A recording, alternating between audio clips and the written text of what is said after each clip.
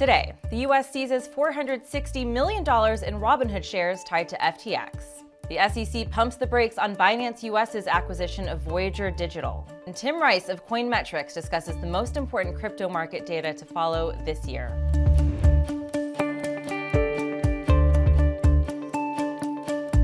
Welcome to CNBC's Crypto World. I'm Tanea McKeel. It's a mixed day for crypto markets, but Bitcoin continued its slow march higher. By noon Eastern, the cryptocurrency rose to more than $16,800. Ether dipped slightly, while Solana maintained its hot streak, jumping nearly 2%. Okay, let's talk about the top stories. First, we have a string of updates in the FTX scandal. U.S. officials are seizing $465 million in Robinhood shares tied to Sam Bankman-Fried. A U.S. attorney told the bankruptcy court that the DOJ didn't think the 56 million shares belonged to the bankruptcy estate, and that the debate over claims to the shares could be worked out in future hearings. According to this court filing, 3 parties have tried to get control of those shares, including bankrupt crypto lender BlockFi, an FTX creditor, and Bankman-Fried himself, who has indicated he wanted to use those shares to cover the cost of his legal bills. At the same time, the Manhattan U.S. Attorney's Office is launching a task force to recover customer assets. Manhattan U.S. Attorney Damian Williams called it an all-hands-on-deck moment as officials try to recover an estimated $8 billion lost by customers. And as crypto investors are scrambling to protect their money, crypto-focused bank Silvergate Capital says it faced $8.1 billion in withdrawals in the fourth quarter and was forced to sell assets at huge losses and cut 40% of its staff. Silvergate shares tumbled more than 40% earlier today. Next, a new ruling could make Celsius customers last in line to collect funds from the bankrupt crypto lender. A U.S. bankruptcy judge ruled that Celsius owned most of the crypto that customers deposited. The judge also said the company doesn't have enough money to repay the $4.2 billion across 600,000 accounts. The ruling likely puts these customers at the back of the line for repayment, behind secured creditors and those who had non-interest-bearing accounts. And finally, the SEC has some doubts over Binance US's plan to acquire Voyager Digital. The agency filed a limited objection in bankruptcy court, saying Binance US's disclosure statement lacked proof that the company had the ability to close the deal. The SEC also asked for more info on how the firm will operate after the deal is done. Voyager went bankrupt back in July after the collapse of Three Arrows Capital. All right, on to our main story.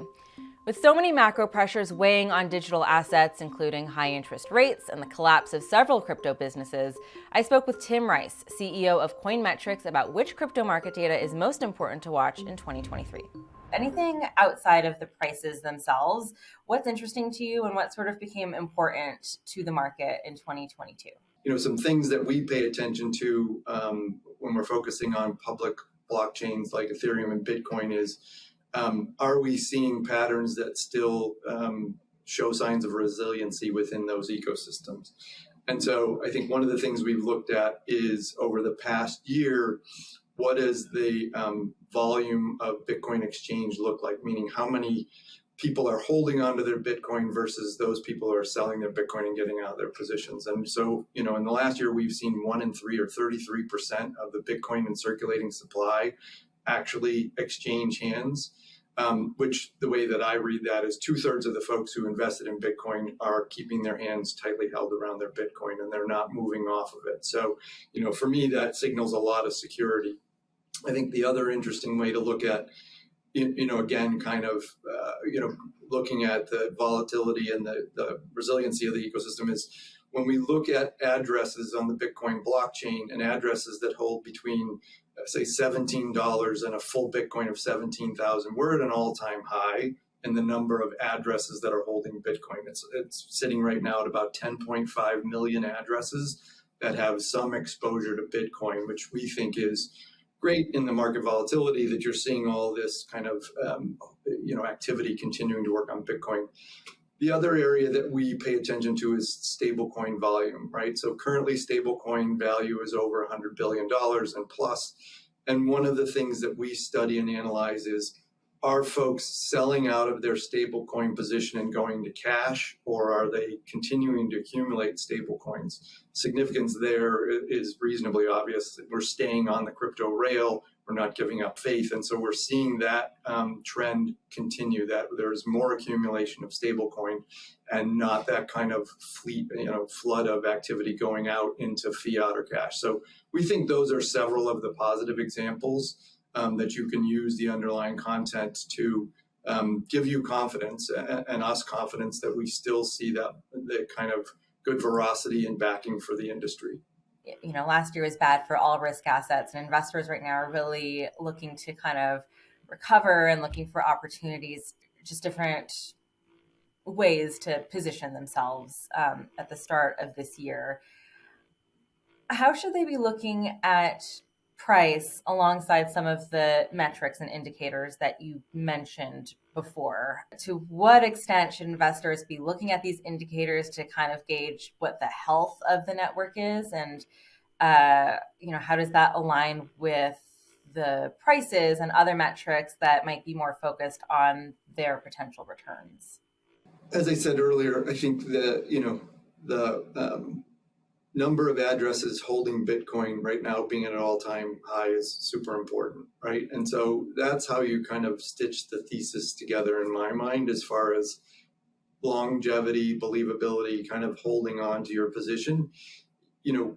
The chain is, Bitcoin continues to produce a block every 10 minutes. It continues to generate the transactions that it does, and it continues to operate. Mining, the mining world has been struggling at this price because they were built for higher prices. So I think you're seeing a good leveling going on for how things are holding together. From an accumulation perspective, we'd like to see some more accumulation starting in these addresses. The 10 million 5, we'd like to see that continue to go up. We'll study the patterns of larger addresses with larger holdings would signal more institutional interest. So I think the patterning fits well with the trend. Functionally, as I said, Bitcoin has continued to do what it's doing. We don't have any supply chain disruptions. There's plenty of mining activity going on. So it feels quite comfortable from the long-term holder perspective. I do think, you're looking at an asset class that benefited from a lower inflation environment. And I think what you'll see as the Fed stops its movement in tightening, that many assets in this category will start to come online with more fervor. But right now, I feel very comfortable that, we're seeing great activity on the chain. We're seeing good movement. And so the long-term benefits are still there. I want to talk a little bit about your business to finish things off. I've covered crypto for a long time, and it seems like crypto data and analytics providers, there are just more of them than ever, which is exciting because for so long, it was kind of hard to cover crypto on the market side because of that lack of data. How do you feel about the competition and, with the current downturn and uncertainty within crypto, what sort of risks are out there for you or your competitors? Yeah, so first, it's competition gives you, the signal that you're not the only nut out there thinking this is a good idea. So I think that's helpful to have competition in the marketplace. What I think the outcome of Luna, Three Arrows, FTX is really going to accentuate for the data businesses is people need to really understand the on-chain side of the data set that's in the crypto space. The elegance of the transparency in public blockchains is, in my mind, above reproach. I would look back at things like the spring with Terra Luna, even FTX. I was involved in businesses during the Lehman crisis, and to find out where all the contagion from Lehman occurred in the marketplace took us 5 or 6 years. Most of the instances that we've seen, because of the on-chain capabilities, we're able to know fairly quickly where the problems are occurring, where assets are, how things are working. We're getting a lot of interest from large financial institutions about a better framework for due diligence and doing business with somebody like FTX. Like, now that they're seeing the benefit of the on-chain side of the data stack, they could request more transparency into large holding addresses, affiliate addresses, monitoring the movement between those addresses that would be more helpful for them to understand. So for us, we feel like this kind of phase in the development of on-chain data goes from forensics, which we've been doing very well, to figuring out how to set up risk monitoring capabilities to be aware of what your counterparty is doing. So we're hopeful that more and more people embrace studying the on-chain side of this data set. And we think that that's going to be what's going to be a big lift for the industry in general as we get more people on board with understanding the nuances. Okay, before we go, we had some breaking news this afternoon. The Wall Street Journal is reporting that troubled crypto lender Genesis is cutting 30% of its staff. It's the second time the company's laid off workers in 6 months, and the cuts come less than 2 months after it halted withdrawals in the aftermath of the FTX collapse. That's all for Crypto World today, but we'll be back again tomorrow, so we'll see you then.